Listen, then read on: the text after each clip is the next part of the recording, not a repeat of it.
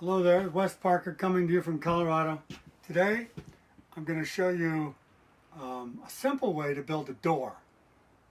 It's about the simplest kind of door there is.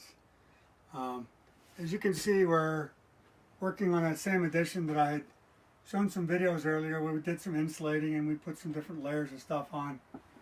We're in a frantic hurry trying to get this thing ready because we got the in-laws coming in about 3 or 4 days.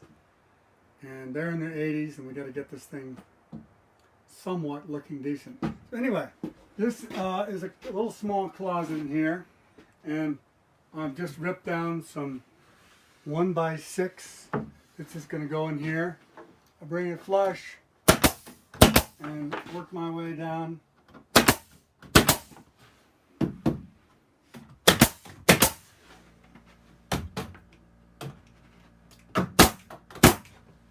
So that's like a jam piece of wood. Another one here. I won't go through all the shooting for that. So then I take the measurement of this closet, and basically if it measures, which it does here, 79 3/8, when I'm building the door, I want at least an 1/8 of an inch gap here. I want at least a 1/4 of an inch gap on the floor. Now that depends on what your flooring might be. If you know for certain that you're going to be putting carpet on here, then you want to just go ahead and make it, cut it 3/4 of an inch shorter because you need your pad and your carpet. If you know you're going to have some kind of tile floor, whatever that tile is going to be, cut it at least to that tile plus another 1/4 inch. You always want it about a 1/4 inch clearance. Otherwise you get into all kinds of trouble. So for this one here, 79 3/8, I'm going to cut the wood 79. So let's quickly run outside where I have the sawhorses set up. Come on, Laura, you got to follow me.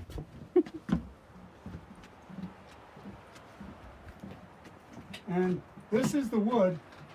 This is the wood that we're using. It's, can you see it? It's, 1x6.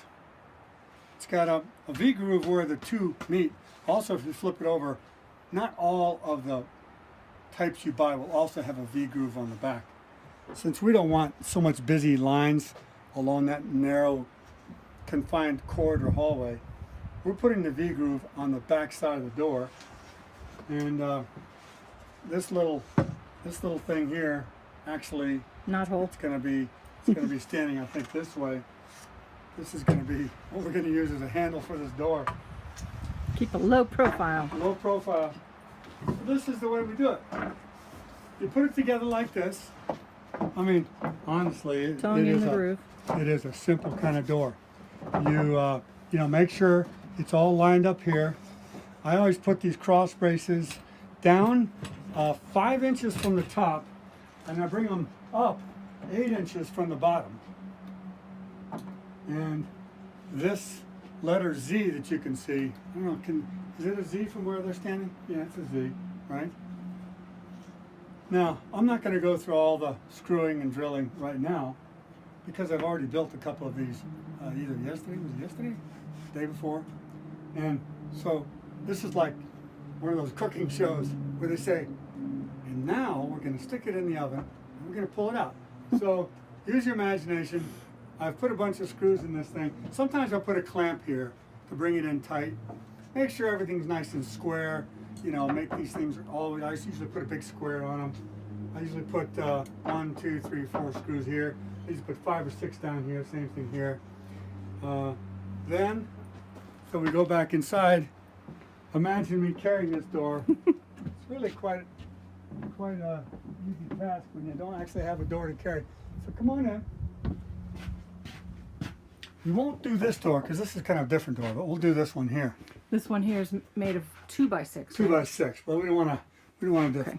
We don't want to confuse the guest room things. door. So we'll shut that one and then let me switch spots. This door here, 1, 2, 3, 4 panels, would be the exact same size as the one I'm building out there. And here it is. You see it? Now, I've built this one wrong. I can tell you that right now. Can you see how I built it wrong, Laurie? See, look at this one's right.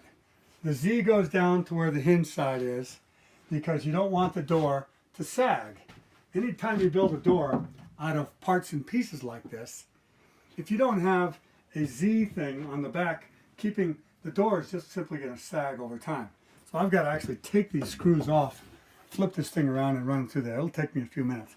But anyway, this is what they look like when they're in. That's a simple door. This thing probably doesn't weigh 5 pounds.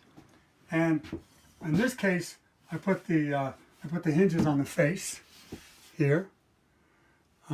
Hinges here. It's so light. Not so much that it's so light, it's because the thickness of the door, unless I had figured out a way to run the Z support at exactly the right height and have it be a very wide piece, where it actually continued across here and made 1.5 inches thick, then I could have, where do we keep those hinges? Right here. In that case, I probably could have run the hinges this way, across here. If you can see what I'm doing. It's a little dark in here. But anyway, in this Well, you kind can of show that setting, on the other door. yeah, in this kind of setting where it's rustic, it's okay. I think it's okay to have the hinge on the face. Otherwise, usually what you end up only looking at is like the barrel, just the bolt itself. You know, that's all you'll see. So in any normal house, that's what you see. On this one here, since it was a heavy door, I was able to put the one side of the hinge in, and then this one here. This door is made of 2x6, actually tongue and groove 2x6. It's beastly stuff. You can see there's the tongue, and there's a groove on this stuff.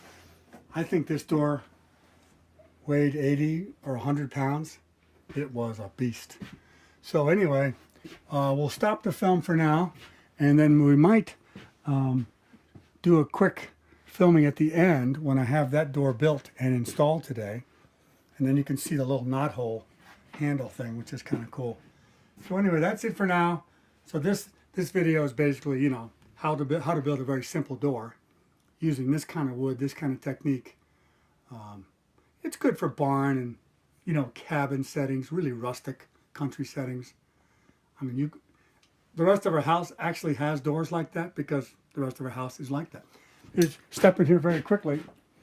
Well, we'll do that another time, but there's a handle. I'll show a bunch of handles on that one. All right, so this is Wes Parker signing out. I'm at your service.